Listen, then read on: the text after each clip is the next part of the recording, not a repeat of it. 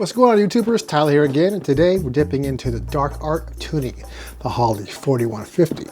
But before I go down that path, I'm gonna need some liquid courage.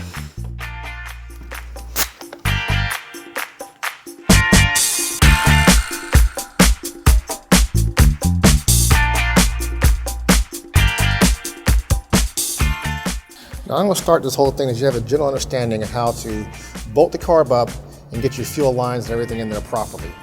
Now, before you want to go ahead and fire your carburetor up, it's always a good idea to check your floats, the float level in your front and your rear bowls. I purposely jacked up the front one just so I can give you guys a general understanding of how this guy right here works.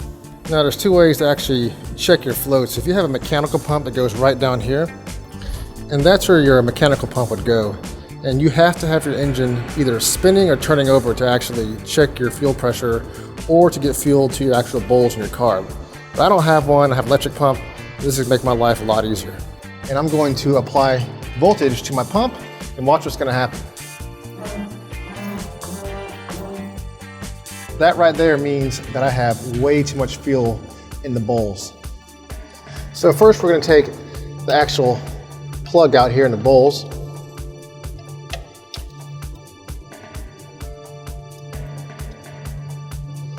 You see all that's coming out? That just means it's way too much fuel in there. Let me get this gasket out. And I'm going to loosen up this set screw in the top. I'm going to screw this in. Now, if it's not enough, you want to screw it out. If it's too much, you screw it in. The needle goes in here like this, and the float will come up to the float level inside the bowl, and it will shut that needle whenever it has the appropriate fuel in there, which is set way off. So let me go ahead and turn this in a couple times. Get more, and let's try it again. Still too much. Take it out, take it in.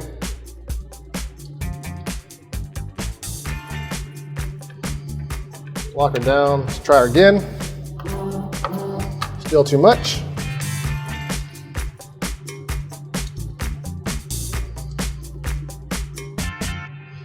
I'm willing to bet that that's just right.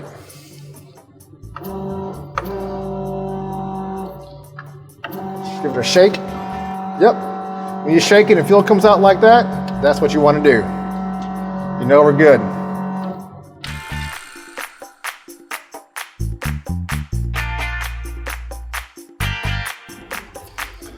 Okay, once this one's set, you do the exact same thing with the back bowl. The same process. This particular part right here is exactly the same. So after you got that, you got your float set up right. Now it's time to actually crank the vehicle up and see how she idles. See, I have 4-corner idle. I have one right here, and I also have duplicate ones on the other side. I already have this set, but I'm gonna turn this in real quick. All the way in will deliver no fuel. And as you come out, going to set how much fuel you have when it's idling. Now I'd say a good place to start in this is to screw it all the way in.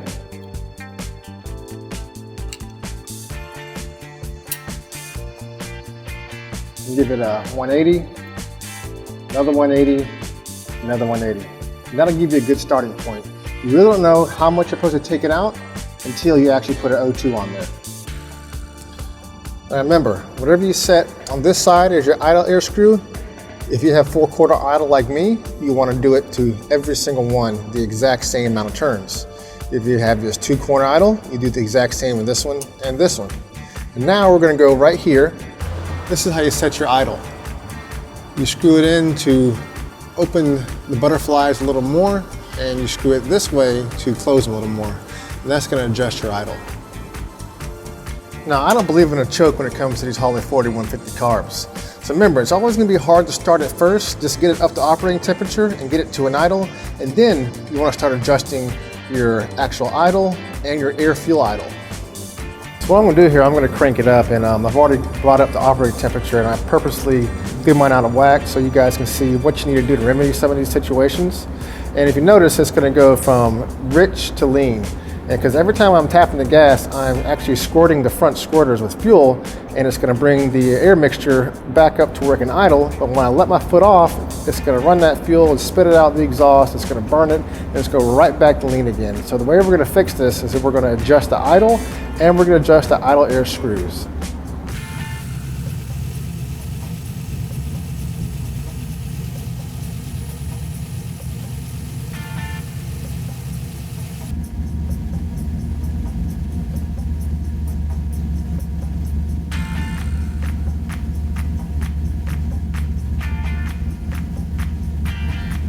So now I got our idle right, our air field pretty close. One thing you're gonna have to make sure is when you get it running, I'll get a little tip here. These are your accelerator pumps. I happen to have a 50cc accelerator pump on mine because it required a lot more fuel in initial hit. And these are your squirters. This is your primary squirter. This is your secondary squirter. And if you look down here in your linkage, you'll notice that these Holleys are progressive. So if I'm hitting the throttle right here, you notice it's not even cracking open the four bills in the rear, which is this guy right here. So you want to start opening up until I go a lot farther. So the first thing you want to check is how good your throttle is on your primary squirters. So you'll start it up and you'll just hit this hard a couple times and make sure there's no bog. Now if there's a bog, it means this is too loose, this guy right here. You have an arm right here, and right when you tap this arm, you want to make sure fuel squirts out of the squirter. So to adjust it, you either go in, which allows this arm to come up, and what you want is no play in here. You want this to be nice and smooth. You want this diaphragm to be slightly compressed, so that way when you hit this right here, your throttle, it immediately starts moving this arm down. See that? Now I'm going to show you in here, and you can see where it starts to squirt the fuel out. Now if you look right here, this is your squirter, this is your primary squirter. And what it's going to do is, like, when you initially hit the throttle, it's going to supply fuel, because you're not going to have vacuum instantly like that. It's going to have to draw vacuum into the carb, and it's going to have to pull fuel off of vacuum from your main boosters right here. These are your boosters. And there's a momentarily delay in that. So what this does, this smooths out the transition. So if I go ahead and move this a little bit, watch this guy right here. See how that just started to come out when I first started whacking it? That's what you want. You don't want any delay in your throttle to your squirters, and that's all adjusted right here at this nut and cam. There's a cam that goes right here. See this cam? And you can adjust these cams based on your motor. There's no set cam for anything. There's no set really, how tight you want this on your accelerator pump, because it's all going to be based off of your motor, because no two motors are the same.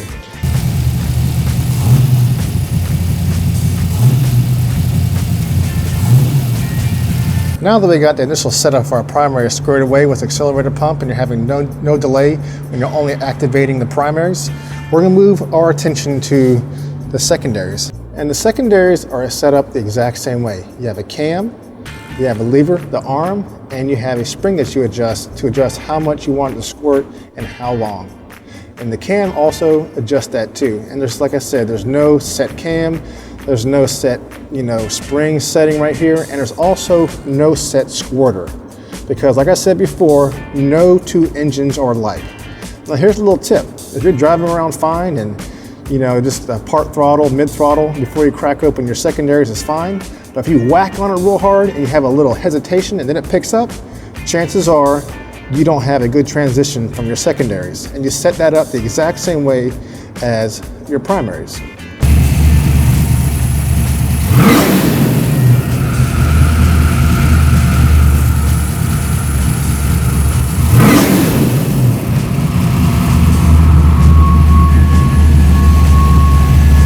Now, if you listen to that transition, you notice it was smooth. There wasn't like a hesitation. It went right from the primaries to the secondaries, and the engine continued to accelerate up and ramp up smoothly. Now, Holley carbs are notorious for when you crack open into your secondaries, that'll kind of, you hear like a little, it'll kind of breathe down, and then it'll pick up. Chances are that means that you don't have enough fuel coming out of your secondary squirters to smooth that transition. And there's also different things you can do with the cam. You can have cams that come in longer up here in the front that can help that transition, and you can have cams that squirt more fuel sooner in the back. And that's all going to be based on your engine and your setup. That's one of those things where Holleys will get on your nerves because you'll try a bunch of different combinations and finally you'll get it right. So don't just go putting bigger squirters in the front when you have that hesitation when you go to the secondaries. The chances are, like I said before, it's going to be too lean on the back squirters.